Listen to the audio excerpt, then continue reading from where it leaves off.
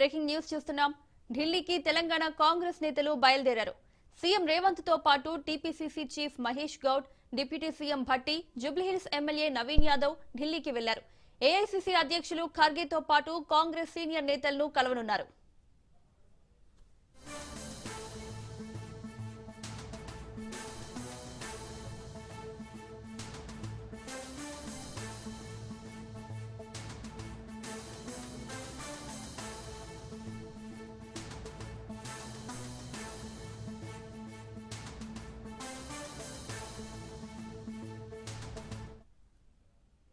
ఢిల్లీకి తెలంగాణ కాంగ్రెస్ నేతలు బయలుదేరారు. సీఎం రేవంత్ తో పాటు TPCC chief Mahesh Goud, deputy CM Bhatti, Jubilee Hills MLA Naveen Yadav ఢిల్లీకి వెళ్లారు. ఏఐసీసీ అధ్యక్షులు ఖర్గేతో పాటు కాంగ్రెస్ సీనియర్ నేతలను కలవనున్నారు. ఇదే అంశానికి సంబంధించి మరిన్ని అప్డేట్స్ మా ప్రతినిధి సునీల్ లైవ్ లో అందిస్తారు. సునీల్, తెలంగాణ కాంగ్రెస్ నేతలు ఢిల్లీకి బయలుదేరినట్లు తెలుస్తోంది. డీటెయిల్స్ ఏంటి? తెలంగాణ రాష్ట్ర ముఖ్యమంత్రి రేవంత్ రెడ్డి కొద్దిసేపటిమే ఢిల్లీకి బయలుదేరారు. రాష్ట్రంలో కాంగ్రెస్ పరిస్థితులు, అదేవిధంగా పార్టీలకు సంబంధించినటువంటి అంశాలపై కూడా ఈరోజు ఢిల్లీలో కలిసి రాష్ట్ర కాంగ్రెస్ అధిష్టానం కూడా కలిసే అవకాశం ఉంది. దీంతో పాటు కపిల్ సిబాల్ సంబంధించినటువంటి దిల్ విత్ కపిల్ సిబాల్ అనేటువంటి 100 ఎపిసోడ్లో కూడా ముఖ్యమంత్రి రేవంత్ రెడ్డి పార్టిసిపేట్ చేసే అవకాశం ఉంది.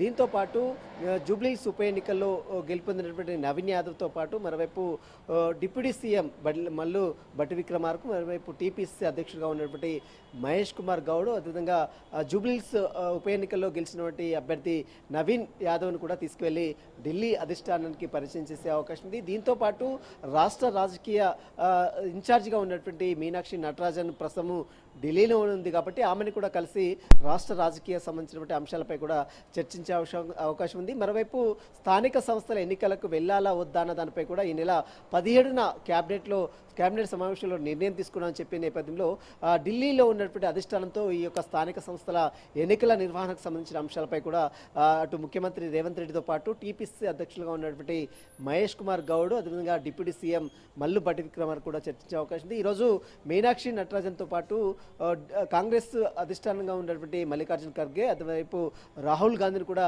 అటు ముఖ్యమంత్రితో పాటు కొంతమంది కాంగ్రెస్ నేతలు కలిసే అవకాశం ఉంది. ప్రస్తుతం అయితే కొద్దిసేపటిమే ఢిల్లీకి ముఖ్యమంత్రి రేవంత్ రెడ్డితో పాటు అటు టీపీసీ అధ్యక్షులుగా ఉన్న మహేష్ కుమార్ గౌడ్, అదేవిధంగా డిప్యూటీ సీఎం మల్లు భట్టి విక్రమార్కతో పాటు జూబ్లీహిల్స్ ఉప ఎన్నికల్లో గెలిచినటువంటి నవీన్ యాదవ్ని కూడా తీసుకెళ్లారు. ప్రస్తుతం ఈరోజు దిల్ విత్ కపిల్ సిబాల్ అనే కార్యక్రమం కంప్లీట్ అయిన తర్వాత అధిష్టానం కూడా ముఖ్యమంత్రితో పాటు కాంగ్రెస్ నేతలు కూడా కలిసే అవకాశం ఉంది.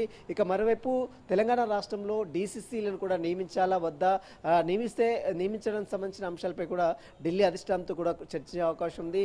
డీసీసీలు చాలా కాలంగా పెండింగ్లో ఉన్నటువంటి డీసీసీల నియామకంపై కూడా ఈరోజు ఒక క్లారిటీ కూడా వచ్చే అవకాశం ఉంది. మరోవైపు స్థానిక సంస్థల ఎన్నికలకు సంబంధించిన అంశాలతో పాటు మరోవైపు బీసీ రిజర్వేషన్ల సంబంధించిన అంశాలు కోర్టులో ఉంది కాబట్టి ఈ నెల 24వ తేదీన హైకోర్టులో కూడా ఇదొక అంశంపై పెండింగ్లో ఉన్న నేపథ్యంలో దీనిపై ఎలాంటి నిర్ణయం తీసుకోవాలనే అంశాలపై కూడా ఢిల్లీలో ఉన్నటువంటి అధిష్టానంతో కూడా ఈరోజు కాంగ్రెస్ నేతలు, మరోవైపు రాష్ట్ర ముఖ్యమంత్రి కూడా చర్చించే అవకాశం ఉంది. మొత్తం మీద ఢిల్లీకి మాత్రం ఇప్పటికీ కొద్దిసేపటిమే ముఖ్యమంత్రితో పాటు నాయకులు కాంగ్రెస్ నేతలు కూడా బయలుదేరారు కాబట్టి ఈ రోజు జరిగినటువంటి సమావేశంతో పాటు స్థానిక సంస్థల ఎన్నికలు ఈ నెల 17వ తేదీన క్యాబినెట్లో తీసుకున్నటువంటి అంశాలపై కూడా ఢిల్లీలో ఉన్నటువంటి అధిష్టానంతో కూడా కాంగ్రెస్ నేతలు కూడా చర్చించే అవకాశం ఉంది. Thank you.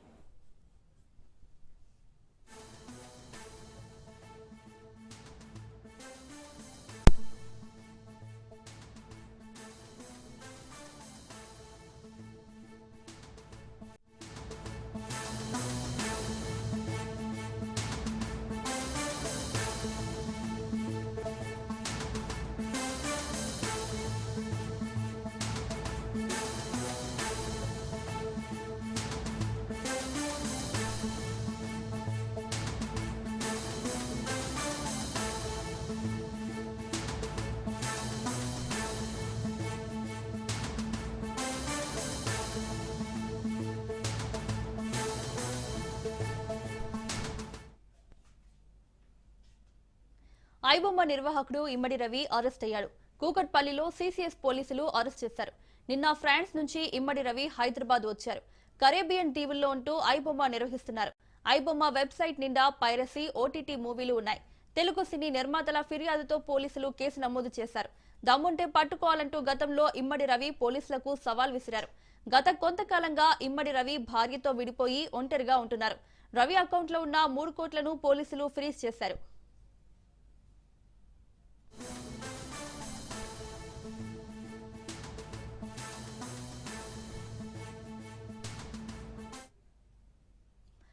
ఐబొమ్మ నిర్వాహకుడు ఇమ్మడి రవి అరెస్ట్ అయ్యాడు. కూకట్పల్లిలో సీసీఎస్ పోలీసులు అరెస్ట్ చేశారు.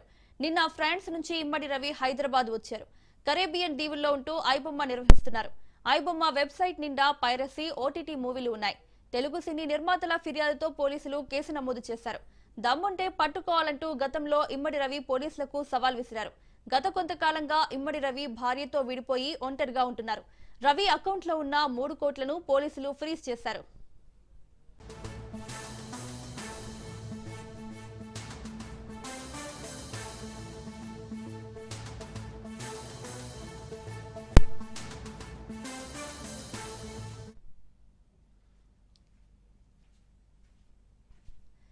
నల్గొండ జిల్లా నాగార్జున సాగర్ ప్రభుత్వాసుపత్రిలో దారుణం జరిగింది. ఇంజెక్షన్ వికటించి 17 మంది చిన్నారులు అస్వస్థతకు గురయ్యారు. చిన్న పిల్లల వార్డులో రోజువారీలాగే ఇంజెక్షన్ ఇచ్చారు డాక్టర్లు. ఇంజెక్షన్ ఇచ్చిన అరగంట తర్వాత పిల్లలకు వాంతులు, విరోచనాలు మొదలయ్యాయి. ఐసీయూలో శిశువులకు ట్రీట్మెంట్ అందిస్తున్నారు. ఒక ఇంజెక్షన్ బదులు మరో ఇంజెక్షన్ ఇచ్చారని డాక్టర్లతో తల్లిదండ్రులు వాగ్వాదానికి దిగారు. శిశువుల హెల్త్ కండిషన్ పై పేరెంట్స్ ఆందోళన వ్యక్తం చేస్తున్నారు.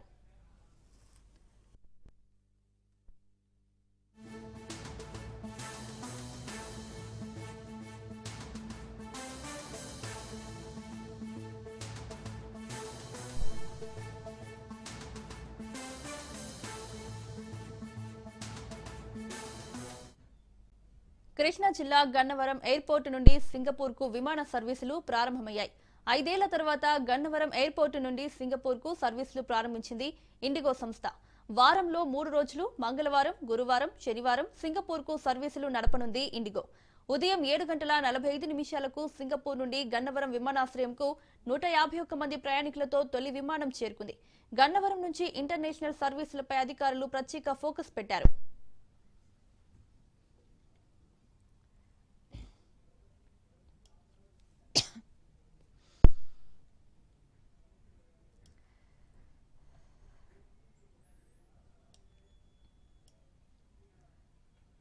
విశాఖ సమ్మిట్ లో రాష్ట్ర ప్రభుత్వం అంతర్జాతీయ సంస్థలతో కీలక ఒప్పందాలు చేసుకుంది. ఇప్పటి వరకు 11,91,972 కోట్ల పెట్టుబడులకు ఒప్పందాలు జరిగాయని, నిరుద్యోగ యువతికి ఉద్యోగ కల్పన లక్ష్యంగా ప్రభుత్వం ప్రయత్నిస్తుందంటున్న విశాఖ ఎంపీ భరత్ తో మా Visakha correspondent Nandakumar face to face. అంతర్జాతీయ భాగస్వామ్య సమ్మిట్కి అయితే దేశ విదేశాల నుంచి అతిరథ మహారథులందరూ కూడా వచ్చారు. ముఖ్యంగా ఈ యొక్క ఏదైతే సమ్మిట్లోని 33 దేశాలకు సంబంధించిన ఇన్వెస్టర్స్ అందరూ కూడా వచ్చారు. వాళ్ళ యొక్క మనోగతం ఏ విధంగా ఉన్నది, ఆంధ్రప్రదేశ్లో ఏ విధంగా వీళ్ళు పెట్టుబడులు పెట్టే క్రమంలో భాగంగా మనతో మాట్లాడడానికి విశాఖపట్నం ఎంపీ భరత్ గారు ఉన్నారు. ఆయనతో మాట్లాడుతున్నాం. సార్ చెప్పండి, ఈ యొక్క సమ్మిట్ నేపథ్యంలో ఇంతమంది ఇన్వెస్టర్స్ అన్న వాళ్ళు వచ్చారు. ఈ యొక్క ఏపీ యొక్క మనుగడ, ఇన్ఫ్రాస్ట్రక్చర్ ఏ విధంగా ఉండబోతుందంటారు సార్? మేము వాళ్ళకి సీరియస్గా చెప్పేది ఏంటి అంటే, మీరు ఎంఓయూ సైన్ చేస్తే మీరు ఎంత పెట్టుబడి పెట్టబోతున్నారో అది యాక్యురేట్గా మీరు ఆలోచించండి.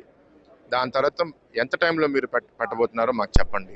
ఎందుకంటే ఎంఓయూ ఈ సమ్మిట్ అయిపోయిన తర్వాత వెంటనే మేము దాన్ని land identification, subsidy finalisation, investment board clearance, cabinet clearance ఇవన్నీ చేసి ప్రాజెక్ట్ గ్రౌండ్లో స్టార్ట్ అయ్యి విదిన్ 12 to 24 months ఆపరేషన్స్ కూడా స్టార్ట్ అవ్వాలనేది మా ఆలోచన. ముందు ప్రభుత్వంలో కూడా మేము ఫేస్ చేసిన ప్రాబ్లం ఏంటి అంటే 17-18లో సిఐఐ సమ్మిట్ అయిన తర్వాత గవర్నమెంట్ మారింది. గవర్నమెంట్ మారిన తర్వాత కొత్త గవర్నమెంట్ వచ్చి అవేవి ఆనర్ చేయలేదు. దానివల్ల చాలామంది పెట్టుబడిదారులు మన మీద కొంచెం నమ్మకం కోల్పోయారు. ఆ నమ్మకం ఎవరు మళ్ళీ బిల్డ్ చేసే పరిస్థితికి ఆంధ్రప్రదేశ్ వచ్చింది. కాబట్టి we want to go very fast. ఇప్పుడు మా ఫోకస్ అంతా స్పీడ్. ముఖ్యంగా సార్ సింగిల్ విండో పద్ధతిన అనుమతులన్నీ ఇస్తాం, మౌలిక సదుపాయాల కల్పన కూడా ఇమ్మీడియట్గా చేస్తాం, మా అధికారులే మీ వెంట పడతారు, మీకు చాలా తక్కువ టైంలోనే ఇక్కడ అన్ని స్టార్ట్ అయ్యే విధంగా చేస్తామని ముఖ్యమంత్రి గారు చెప్పారు. అధికారుల యొక్క తోటి ఎలాగ మీరు సమన్వయం చేయకపోతారు? ప్రభుత్వంలో చాలా రూల్స్, ప్రాసెసెస్ ఉండడం వల్ల అనేక మందికి వేరే వేరే రాష్ట్రాల్లో పనిచేసేటప్పుడు ప్రాజెక్టులు డిలే అవుతూ ఉంటాయి. మనది కూడా ప్రభుత్వమే, మన దగ్గర కూడా చట్టాల్లో కొన్ని దగ్గర లోపాలు ఉంటాయి, మనం అవి సరిదిద్దుకోవాలి. కానీ ఎప్పుడైతే పాలకుడు బాగున్నాడో, యథా రాజా తదా ప్రజ అంటారు చూడండి. పాలకుడు బాగున్నప్పుడు ఎక్కడెక్కడ లోపాలు ఉన్నాయో అక్కడ మనము పొలిటికల్ ఇంటర్వెన్షన్ చేసి కాదు ఇక్కడ మనము ఇలా వెళ్దాము అని మనం ఒక డైరెక్షన్ ఇస్తే ఒక దగ్గర నెల రోజులు స్టక్ అయిపోయే బదులు వారం లోపల మనం రిజాల్వ్ చేయగలుగుతాం. అలా ప్రతి స్టేజ్లో మనం అది రిజాల్వ్ చేయగలిగితే 6 నెలల్లో అవ్వాల్సింది మనం 2 నెలల్లో పూర్తి చేయగలుగుతాం. కేంద్రం నుంచి కొన్ని పర్మిషన్స్ రావాలి, అది కూడా వెళ్ళి ప్రధానమంత్రి గారిని రిక్వెస్ట్ చేసుకుని అది తెచ్చితే వాళ్ళు బహిరంగంగా వచ్చి చెప్తున్నారు అసలు ఇంత ఫాస్ట్గా చేస్తుందని మేము ఊహించలేదు, అందుకే మేము కూడా ఇండియాస్ లార్జెస్ట్ స్టీల్ ప్లాంట్ పెట్టడానికి ఇక్కడ మేము ఒక ప్రణాళిక వేసామని చెప్తే వీఆర్ ఫీలింగ్ వెరీ హ్యాపీ. ఎందుకు గూగుల్ డేటా సెంటర్ రావడానికి విశాఖపట్నం ఎంపీ గారు భరత్ గారి ప్రోబలం సపోర్ట్ తోటి ఇదంతా జరుగుతుంది. నిరుద్యోగ యువతలోని మీరు కొత్తగా ఆశలు అనేది చిగురింప చేశారు, వాటిని ఏ విధంగా చూడొచ్చట? అంటే పెట్టుబడులు తీసుకుని రావడము, ఒక మంచి వాతావరణం సృష్టించే బాధ్యత మాది. యువతని మేము కోరేది ఏంటి అంటే మీరు బాగా చదువుకోండి. ఒకవేళ మీ కాలేజీలో దీనికి కావాల్సిన స్కిల్ మీరు నేర్చుకోలేదు, ఆ స్కిల్ ఏంటో కనుక్కుని ఇప్పుడు మీరు వెళ్ళి స్కిల్ డెవలప్మెంట్ ప్రోగ్రామ్ చేయండి. యువత అవకాశాలు సద్వినియోగం చేసుకోకపోతే ఈ కంపెనీలు ఇతర రాష్ట్రాల నుంచి కూడా తీసుకొస్తారు. సో ఈ వచ్చే అవకాశాలు ఎక్కువ మంది మన స్థానికులకి అవకాశం వస్తే మన తెలుగు వాళ్ళు ఇంకా అభివృద్ధి చెందుతారు. కాబట్టి ఈ అవకాశాలని మీరు పోగొట్టుకోవద్దు. ఎక్కడన్నా మీకు ఈ గ్యాప్ ఉంది, ఏం చేస్తే నేను నేర్చుకుంటానని మీరు మమ్మల్ని అడగండి, మీకు జవాబిస్తాం, కానీ మీరు కష్టపడాలి. ఎంఓయూస్ ఎంతవరకు జరిగినాయి సార్? ఎన్ని కోట్లు పెట్టుబడి పెట్టడానికి ప్రస్తుతానికి ఇన్వెస్టర్స్ రెడీగా ఉన్నారు? సోఫార్ మీరు చూస్తే 410 MOUs, ఇంచుమించు 10 లక్షల కోట్లు ఇన్వెస్ట్మెంట్స్. మళ్ళీ 1 డేలో మళ్ళీ కొన్ని కంపెనీస్ మొన్న గూగుల్లో ఫస్ట్ వాళ్ళు 6 బిలియన్ అన్నారు, దాని తర్వాత 6 బిలియన్ అన్నారు, అనౌన్స్ చేసే రోజు 15 బిలియన్ అన్నారు. మేము ఎవరు ఊహించలే. మీటింగ్ ముందు 10 బిలియన్ అంటే 90,000 కోట్లు అనుకున్నాను నేను. 15 బిలియన్ అంటే 1,35,000 అయిపోయింది. అలా కంపెనీస్ ఎవరన్నా వచ్చి MOU టైంలో కొంచెం ఇంకా ఎక్కువ చేస్తామని చెప్తే కొంత నంబర్ పెరుగుంటుందేమో, కానీ ఇంచుమించు 10+ అనుకోవచ్చు. విశాఖపట్నం ఎంపీగా నిరుద్యోగ యువతకి మీరు ఇచ్చే సందేశం? జీవితంలో అవకాశాలు, మంచి అవకాశాలు చాలాసార్లు రావు. వచ్చిన అవకాశాలని మనం కోల్పోతే కొన్నిసార్లు జీవితాంతం పశ్చాత్తాపడే పరిస్థితి వస్తుంది. సో అందుకే యువతని కోరేది ఏంటి అంటే make use of the opportunity. మీరు స్థిరపడండి, మీ కుటుంబాల్లో స్థిరపడాలి. మీరు ఈ అడుగు ద్వారా ఏదో ఒక రోజు మీరు కూడా ఒక పారిశ్రామికవేత్త, ఒక ఆంటర్ప్రెన్యూర్ అవ్వాలనేది మా కోరిక. So this is only a step in that direction. ఈ ప్రస్తుతానికి పరిస్థితి ఎవరైతే నిరుద్యోగ యువతకి సంబంధించి ఎవరెవరు ఉన్నారో వాళ్ళందరూ కూడా ఈ యొక్క టెక్నికల్ పరంగా అన్ని విధాలుగా ముందుకుండాలని, అదే నేపథ్యంలో కూడా ఇక్కడ గూగుల్ డేటా సెంటర్ అలాగే మిగతా వాటితో కూడా MOUలు జరుగుతున్నాయి. దాదాపు 470 MOUలు పైన జరిగినాయి. అయితే ఇప్పటి వరకు అది చూసుకుంటే 10 లక్షల కోట్ల పెట్టుబడి వరకు కూడా జరిగిన నేపథ్యంలో ఇంకా కూడా ఈ రోజు కూడా సమ్మిట్ జరిగే అవకాశం ఉన్న నేపథ్యంలో ఇంకా అది పెట్టుబడుల శాతం మరింత పెరిగే అవకాశం ఉంది. అలాగే యువత కూడా ఏదైతే ఇటువంటి ఆపర్చునిటీస్ అన్నింటినీ కూడా ఉపయోగించుకొని వారి భవిష్యత్తుకు బంగారు బాట వేసుకోవాలని విశాఖపట్నం ఎంపీ అయితే తెలియజేస్తున్నారు. కెమెరా పర్సన్ పవన్తో నందకుమార్, రాజ్ న్యూస్, వైజాగ్. తూర్పు గోదావరి జిల్లా ఉండ్రాజవరం మండలం వేలివిన్ను గ్రామంలో నిడదవోలు టీడీపీ కమిటీల ప్రమాణ స్వీకారం కన్నుల పండుగ జరిగింది. నిడదవోలు టీడీపీ ఇన్ఛార్జి శేషారావు ఆధ్వర్యంలో పట్టణ, మండల, క్లస్టర్, బూత్ కమిటీల ప్రమాణ స్వీకారం జరిగింది. గ్రామ స్థాయి నుంచి నియోజకవర్గ స్థాయి వరకు వివిధ పదవులు పొందిన ప్రతి ఒక్కరూ తమకు అప్పగించిన బాధ్యతలు సక్రమంగా నిర్వర్తించి పార్టీ బలోపేతానికి కృషి చేయాలని శేషారావు సూచించారు. ఈ ప్రమాణ స్వీకారం కార్యక్రమంలో స్థానిక టీడీపీ నేతలు, కార్యకర్తలు పెద్ద ఎత్తున పాల్గొన్నారు.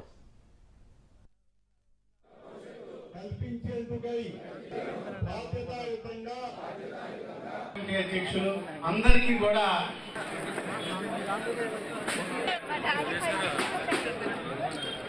అన్న ఎన్టీ రామారావు గారు స్థాపించినటువంటి తెలుగుదేశం పార్టీ దిన ప్రవర్తమానమై రోజు రోజుకు వెలుగొందుతూ ఒక వెలుగుని ప్రజానీకానికి, తెలుగువాడికి, ఈ తెలుగు రాష్ట్రాలకి అందిస్తూ ప్రపంచ వ్యాప్తంగా తెలుగుదేశం యొక్క వాడిని, తెలుగువాడి యొక్క ఖ్యాతిని దిశలా విస్తరింపజేస్తున్నటువంటి మన నారా చంద్రబాబు నాయుడు గారికి కూడా ప్రత్యేకమైనటువంటి ధన్యవాదాలు తెలియజేసుకుంటూ, అట్లాగే మన యువనేత శ్రీ నారా లోకేష్ గారు వారి యొక్క నాయకత్వంలో కార్యకర్తే ప్రధానం, కార్యకర్తే పార్టీకి ప్రాణం, కార్యకర్తే పార్టీకి ముఖ్యమైనటువంటి నినాదంతో ముందుకు తీసుకెళ్తున్నటువంటి మన లోకేష్ బాబు గారికి మీరందరూ కష్టపడ్డారు. భర్త ఇంటి ముందు భార్య నిరసనకు దిగిన సంఘటన కడప జిల్లాలో చోటు చేసుకుంది.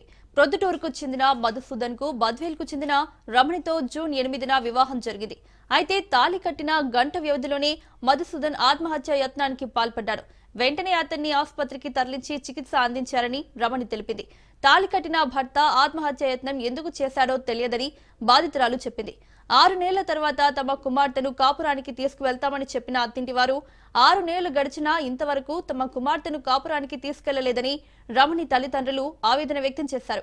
కాపురానికి ఎందుకు తీసుకెళ్లడం లేదని మధుసూదన్ తల్లిదండ్రులను ప్రశ్నిస్తే మొహంపైనే తలుపు వేశారని బాధితులు వాపోయారు. దీంతో తమకు న్యాయం చేయాలంటూ వారి ఇంటి ఎదుట నిరసనకు దిగారు బాధితులు.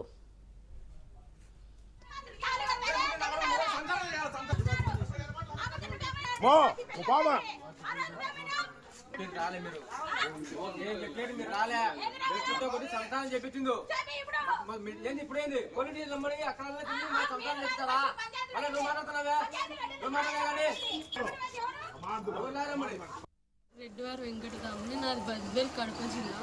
నేను ప్రొద్దుటూరు మధుసూదన్ పెళ్లి చేసుకున్నా 7/8 తేదీ, జూన్ 7/8, 2025 సంవత్సరం. పెళ్ళైనాక సూసైడ్ అటెంప్ట్ చేసి ఇంకా నన్ను వద్దని పంపించేసి అలా చెప్పని పెళ్ళైన గంటకి వద్దాం. రెడ్డివారు వెంకటరాముని, నాది బద్వేల్ కడప జిల్లా. నేను ప్రొద్దుటూరు మధుసూదన్ పెళ్లి చేసుకున్నా 7/8 తేదీ, జూన్ 7/8, 2025 సంవత్సరం. పెళ్ళైనాక సూసైడ్ అటెంప్ట్ చేసి ఇంకా నన్ను వద్దని పంపించేసి అలా చెప్పని ఎన్టీఆర్ జిల్లా నందిగామ పట్టణంలోని విఘ్నేశ్వర స్వామి దేవాలయంలో దొంగలు బీభత్సం సృష్టించారు. ఆలయ గేట్ల తాళాలను ధ్వంసం చేసిన హుండీలోని నగదును చోరీ చేశారు దుండగులు. ఆలయ చైర్మన్ ఫిర్యాదు మేరకు కేసు నమోదు చేసుకున్న పోలీసులు దర్యాప్తు చేస్తున్నారు. సీసీ ఫుటేజ్ ఆధారంగా నిందితుల కోసం గాలింపు చర్యలు చేపట్టారు అధికారులు.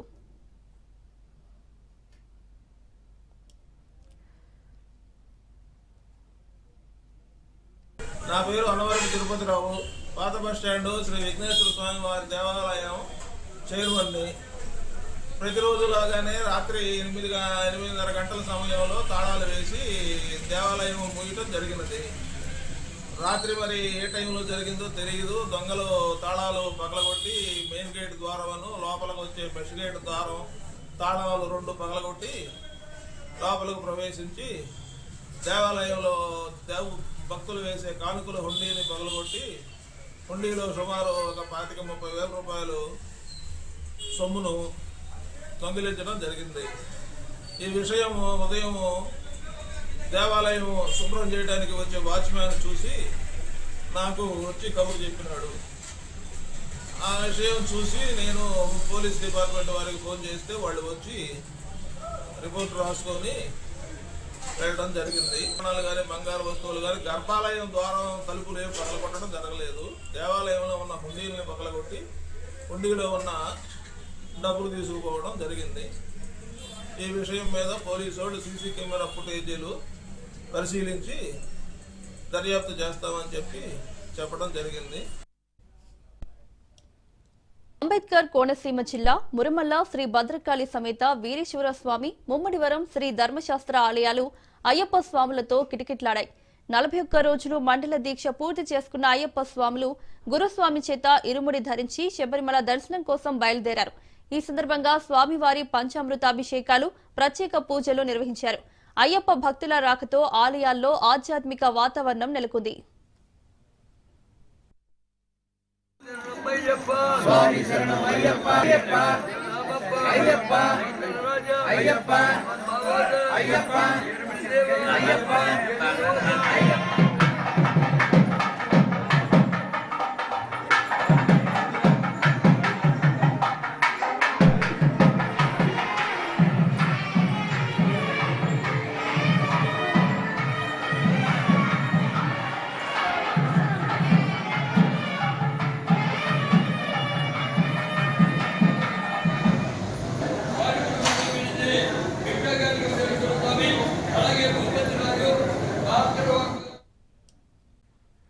చిత్తూరు జిల్లా పుత్తూరు జాతీయ రహదారిపై రోడ్డు ప్రమాదం చోటు చేసుకుంది.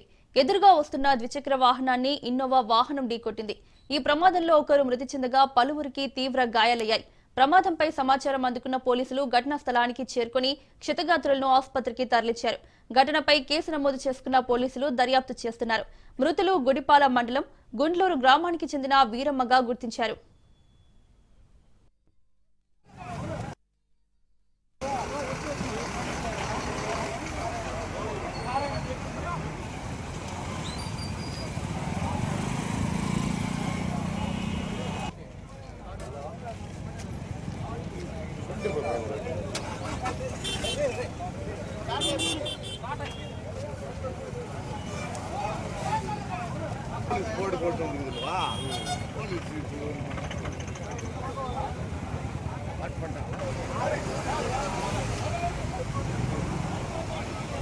ಯಾವ ಊರಂಟ వీళ్ళదా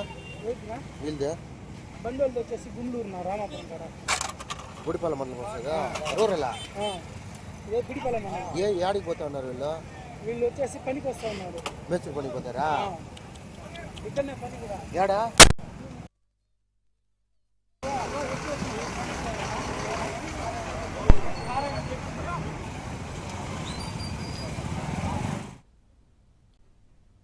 కృష్ణా జిల్లా గన్నవరం నియోజకవర్గ పరిధిలో నూతనంగా ఎంపికైన టీడీపీ పార్టీ మండల కమిటీలు, క్లస్టర్ కమిటీలు, అన్ని గ్రామాల పార్టీ అధ్యక్షులు తదితరులు ప్రమాణ స్వీకార కార్యక్రమం జరిగింది. ఈ కార్యక్రమానికి ఎమ్మెల్యే యార్లగడ్డ వెంకట్రావు ముఖ్య అతిథిగా హాజరయ్యారు.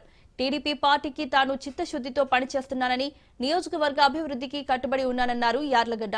వైసీపీ నేతలతో లాలూచి పెట్టుకోవడం లేదని, వైసీపీ నుంచి టీడీపీలోకి వచ్చేటప్పుడు జగన్మోహన్ రెడ్డికి అనేక ప్రలోభాలకి గురి చేశారన్నారు. అయినా సరే జగన్మోహన్ రెడ్డిని ఛాలెంజ్ చేసి టీడీపీలో చేరి అత్యధిక మెజారిటీతో గెలిచి చూపించానన్నారు. తనని గెలిపించిన ప్రజలకు రుణపడి ఉంటానన్నారు. కొంతమంది వైసీపీ నేతలు తనపై బురద చల్లే ప్రయత్నం చేస్తున్నారని ఆగ్రహం వ్యక్తం చేశారు. ఇక నూతనంగా నామినేట్ పదవుల బాధ్యతలు స్వీకరించిన నేతలకు శుభాకాంక్షలు తెలిపారు నారాయణ. వల్లభనేని వంశీకి 2 సార్లు పార్టీ నుంచి టికెట్ ఇస్తే వైసీపీకి వెళ్లి మనల్ని మోసం చేశారని, యార్లగడ్డ వెంకట్రావును గెలిపించి వంశీకి ప్రజలు గట్టిగా బుద్ధి చెప్పారన్నారు.